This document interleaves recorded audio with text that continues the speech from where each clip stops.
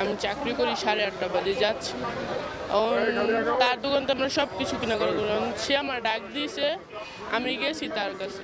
ডাক দিয়েছে পরে সে আমার আটটা ধরে মুখটা চেপে ধরে আমার ভিতরে নিয়ে গেছে তার দোকানের পিছে। মাত্র 13 বছর বয়স। কম বয়স হলেও কাজ করে রাজধানীর সবুজবাগের একটি কারখানায়। সকালে কাজে যাওয়ার পথে এলাকার এক দোকানদার তাকে ডাকলে তার কাছে যায় শিশুটি। কথা বলার ফাঁকে শিশুটিকে জোরপূর্বক দোকানের পেছনে নিয়ে ধর্ষণ করেন অভিযুক্ত সমর গাজী। মহল্লাবাসী এসে আরও কিছু পাশের লোকজন ছিল, ওনারা এসে ওনাকে ধরছে।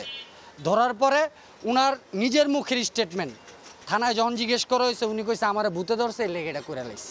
মেয়ের সঙ্গে হওয়া এমন পাশবিকতার দ্রুত বিচার দাবি করেছেন শিশুটির মা।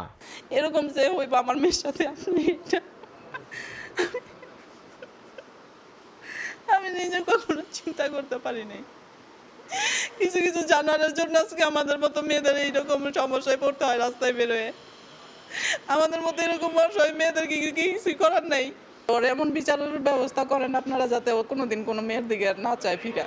সবুজবাগ থানার ওসি জানান, গ্রেফতারের পর আসামি প্রাথমিকভাবে তার অপরাধ স্বীকার করেছেন। সমরি গাজী এক ব্যক্তি, তার ফোন ফ্যাক্সের দোকান আছে, তারা ডাকার পরে তার দোকানের ভিতরে যে একটা জায়গা আছে ওইখানে নিয়ে যায়, ওইখানে তার ভয় দেখে তাকে ধর্ষণ করে। যেহেতু ভিকটিম বলছে তা কিছুটা আমরা সত্য ধরে বাকিটুকু আগাচ্ছি, তারপরে ফরেনসিক রিপোর্ট আসলে আমরা কনফার্ম হতে পারবো যে এটা ধর্ষণ হয়েছে কিনা। নারী ও শিশু নির্যাতন দমন আইনে তার নামে একটি মামলা হয়েছে বলেও নিশ্চিত করেন তিনি। শাহরিয়ার সৌমিক, সময় সংবাদ, ঢাকা।